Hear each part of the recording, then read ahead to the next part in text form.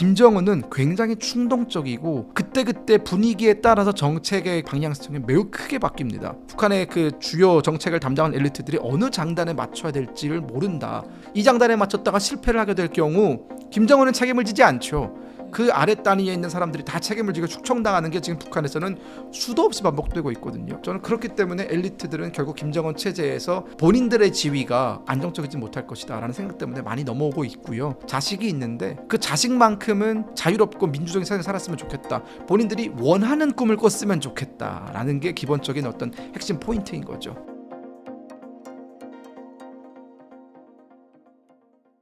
네, 북한 고위급 엘리트로서 누렸던 삶은 또 어떤 모습이었을까요? 물질적으로 봤을 때는 부족한 면이 없는 삶이었습니다. 그러나 우리가 살면서 인간이 물질적인 것만 충족이 된다고 해서 그것을 행복하다라고 부르지는 않지 않습니까? 그죠? 네. 저는 그렇게 생각하거든요. 자유라는 게 전혀 없었습니다.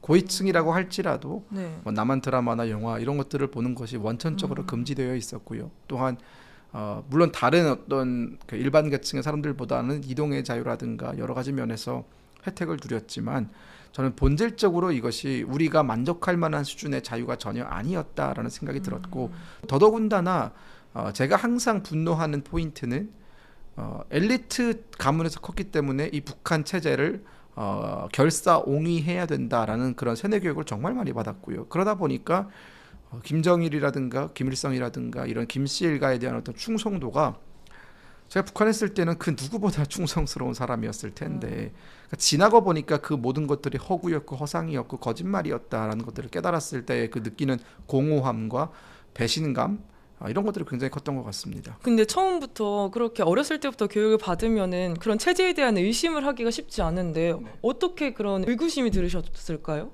보통의 경우 이제 많은 사람들이 네. 죽을 때까지 아마 북한 체제에 대해서 의문점을 가지지 못한 채 아마 네. 태어나서 죽을 겁니다. 탈북민들 같은 경우에는 굉장히 독특한 케이스인 거죠. 하지만 그 인원수가 3만 5천 명밖에 되지 않는다는 점, 여전히 북한에는 수천만 명의 북한 주민들이 완벽하게 세뇌당한 채 진심으로 김일성 일가에 대해서 만세를 외치면서 죽는 사람들도 있거든요. 사실은 그런 부분들은 결국은 그들이 대안 정보를 전혀 취득하지 못한 채 살아가기 때문입니다. 북한 체제가 가르치는 내용, 북한 교과서에 나오는 내용, 그리고 북한 TV에 나오는 내용, 이것만 평생을 보고 산 사람들은 북한 체제가 가지고 있는 모순과 또 여러 가지 어떤 불법성과 이런 부분들에 대해서 확인할 수 없습니다. 물론 의문점은 가질 수 있겠죠. 살아가다 보면은 우리 일상생활에서 이제 모순이 되는 그런 여러 가지 일들이 발생할 것이고, 또한 본인이 불이익을 당하게 되는, 정말 전혀 예상치도 못한 곳에서 불이익을 당하게 되는 케이스도 있지 않습니까? 그렇게 될 경우 불만은 가지겠지만 그 불만이 김씨 일가로 향하지는 않습니다. 하지만 저 같은 경우에는 2010년에 해외 유학이라는 기회가 있었고요. 그리고 그 베이징에서 유학을 하면서 처음으로 인터넷도 경험을 할 수 있었고, 그 북한 체제가 가르치지 않는 내용, 북한 체제가 길을 쓰고 북한 주민들로부터 막으려고 하는 그런 내용들을 좀 쉽게 접할 수 있었습니다. 그러다 보니까 제가 마주했던 그 여러 가지 모순, 그리고 북한 체제가 우리한테 알려주지 않는 그런 여러 가지 과거의 그 추악한 모습들, 뭐 수만 명, 수백만 명이 굶어 죽었다라는 사실들, 이런 정말 감당하기 어려운 사실들을 하나하나 접하면서 북한 체제에 대한 여러 가지 생각이 바뀌었던 것 같고요. 그리고 나서 어느 정도 글로벌 스탠더드한 지식을 배우고 그런 관점에서 북한을 바라보니 처음부터 끝까지 다 다르게 보이더라라는 것이죠.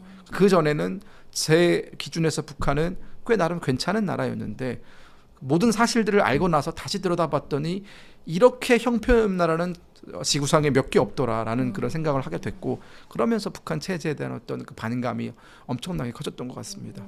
그래도 탈북까지 생각하기에는 좀 쉽지 않은 결정이었을 것 같은데 위원님께서 탈북을 결심하게 된 결정적인 계기가 있을까요? 탈북을 사실은 염두에 두고 있지는 않았습니다. 네. 저는 유학을 하면서 잘 배워서, 또한 이제 여러 가지 어떤 제가 머릿속에 갖고 있던 북한 체제를 변화시켜야겠다는 생각, 이런 것들을 가지고 북한 내부로 들어가서 언젠가 기회가 왔을 때 덩샤오핑처럼 이런 개혁 개방을 통한 북한 체제의 변화를 꿈꿨던 사람인데요.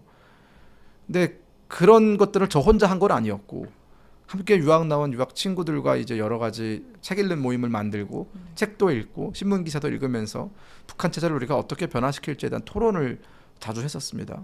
근데 사실 그런 행동들은 북한 체제 입장에서는 반국가 범죄 행위죠. 뭐 일종의 쿠데타를 꿈꾼 거나 마찬가지니까요. 네, 그런 활동들이 결국은 꼬리가 길면서 북한 당국에 노출이 됐고요. 어쩔 수 없이 한국으로 오게 됐습니다. 체포를 피해서 왔습니다. 그럼 위원님이 한국에 맨 처음에 왔을 때 충격받은 첫 경험이 있을까요? 한국에 왔을 때 충격받았던 것은 솔직히 말씀드리면 이런 거였어요.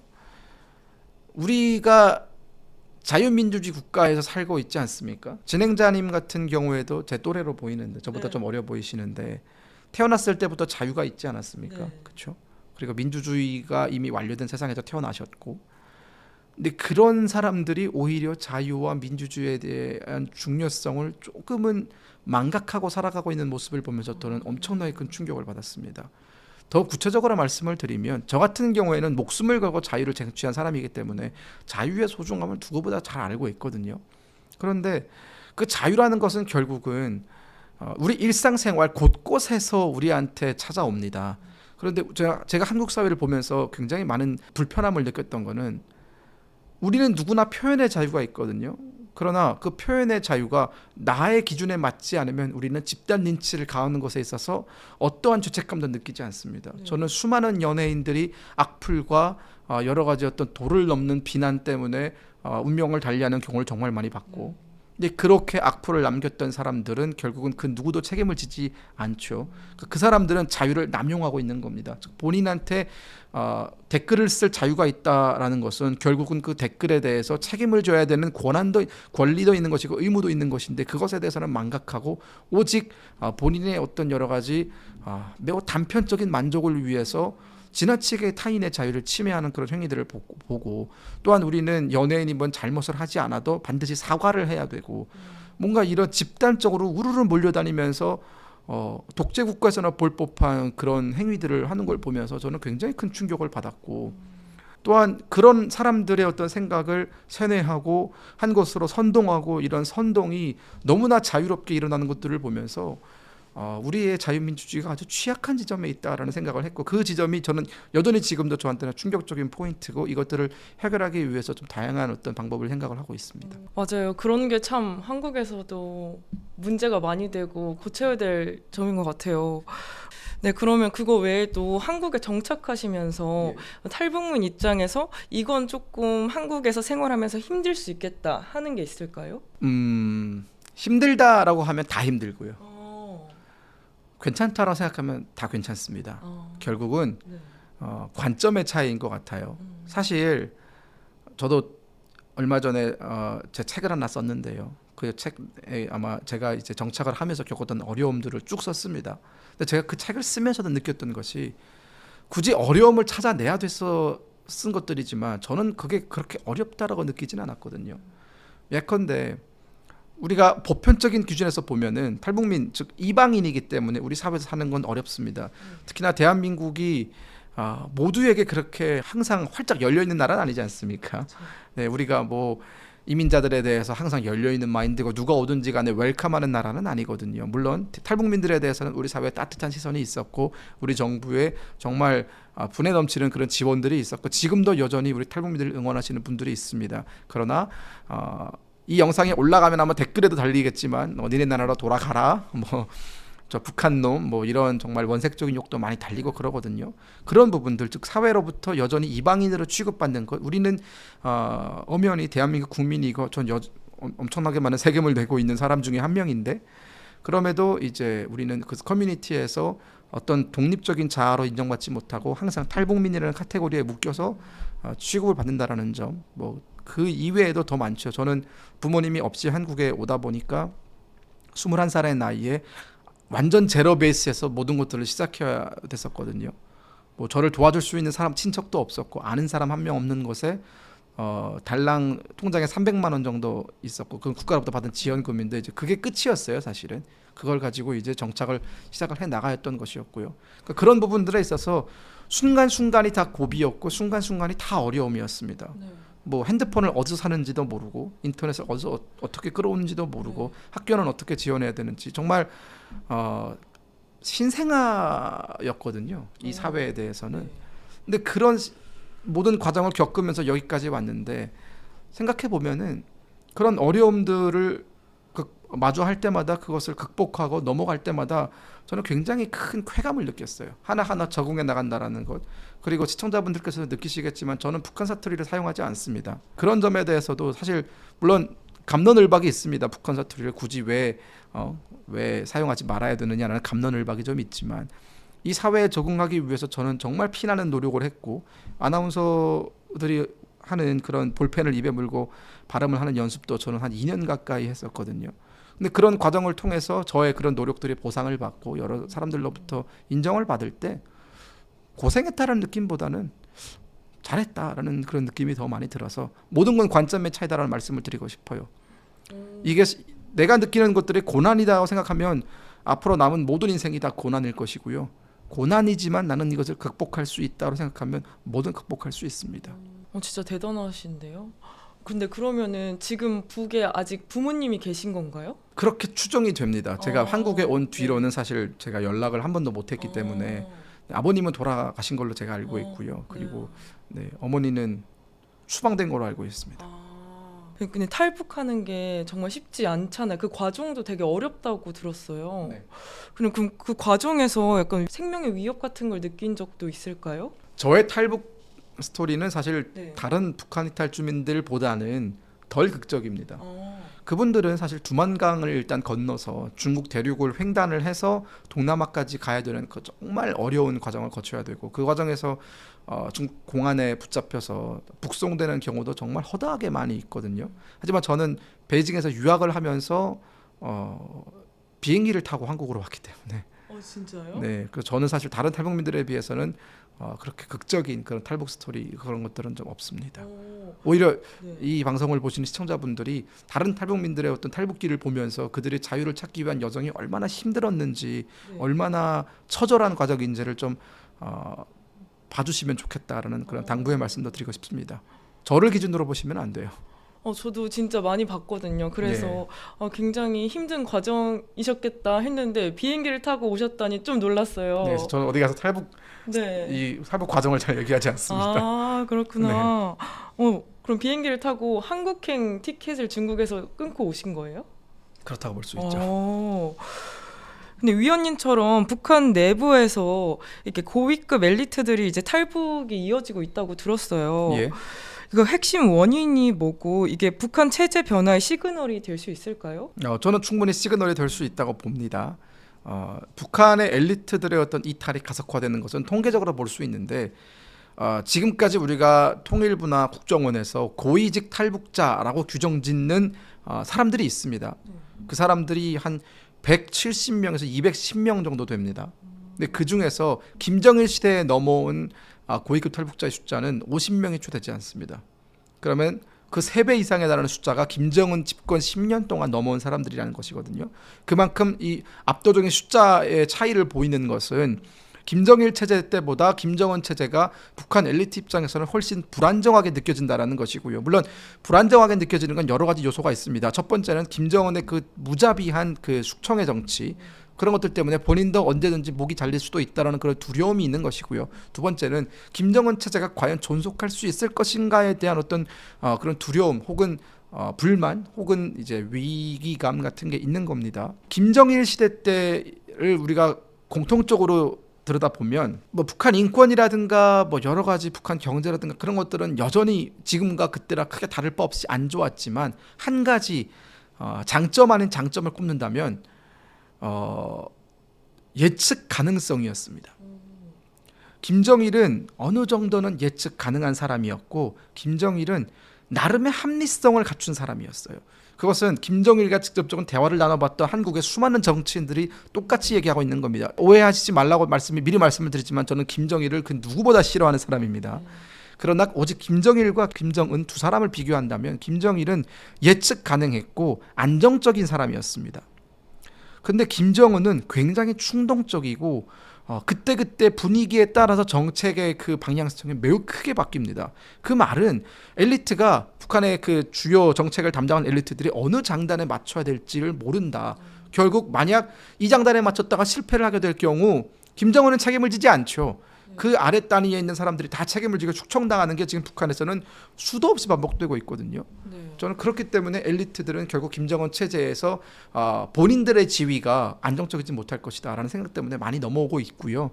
실질적으로 뭐 2.19 참사라든가 뭐 태영호 공사라든가 이런 사람들 굵직굵직한 사람들 그리고 언론에 알려지지 않은 사람들 대부분이 다 김정은 때 넘어왔고 그들이 공통적으로 얘기하고 있는 것이 너무 불안하다라는 겁니다. 또한 한 가지 좀 특별한 이유를 말씀을 드리면 엘리트들은 김정일과 김정은 시대를 겪어보면서 본인들은 어쩔 수 없이 거기서 태어났으니까 그런 독재 체제 하에서 사는 것이 숙명이라 생각하고 그걸 받아들이지만 본인들의 자녀들은 더 이상 이런 세상에 살지 않았으면 좋겠다. 이런 형편없는 지도자 밑에서는 더 이상 충성을 하지 않았으면 좋겠다라는 그런 자녀에 대한 생각으로 넘어오거든요. 2.19 참사님도 그런 말씀을 하셨어요. 자식이 있는데 그 자식만큼은 다른 세상에 살았으면 좋겠다. 태영호 공사님도 아들이 두 분 계세요. 그 두 분 공개가 됐으니까 아들들은 좀 자유롭고 민주적인 세상에 살았으면 좋겠다. 본인들의 꿈을 본인들이 원하는 꿈을 꿨으면 좋겠다라는 게 기본적인 어떤 핵심 포인트인 거죠. 근데 북한 고위층 자녀분들은 또 일반 주민들과 완전 다른 교육을 받는다고 하던데 그럼 어떤 교육을 받나요? 뭐 제가 받았던 교육과 네. 비슷한 교육을 받는데요. 북한에도 외고라는 게 있습니다. 외국어 고등학교요? 그렇죠. 저도 외고 출신이고요. 어. 그러니까 이런 상류층 고위급 엘리트의 자녀들을 위한 특수 목적 고등학교들이 평양에 있고요. 네. 그러니까 대부분 이런 학교를 갑니다. 평양 제1고등, 금성학원, 평양 외국어학원, 예술학원 이런 어떤 문과, 이과, 예체능계별로 이렇게 특목고들이 있어서 그런 특목고에 입학을 하게 되고 졸업을 하게 되면 실력 여부에 따라서 김일성 종합대학이나 김책공대라든가 뭐 이런 상위급 대학교로 가겠죠. 북한은 대학교의 숫자가 특히나 종합대학은 6개밖에 없어요. 네, 그러다 보니까 대부분의 어떤 그 종합대학을 다니고 있는 친구들은 상류층의 자녀일 가능성이 매우 높습니다. 위원님께서 약간 보시기에 일반 북한 주민들의 삶에서 약간 의식 변화가 진행되고 있을까요? 진행되고 있다면 어떻게 진행되고 있을까요? 일반 주민의 삶 같은 경우에는 네. 세대별로 좀 차이가 많이 난다고 볼 수 있습니다.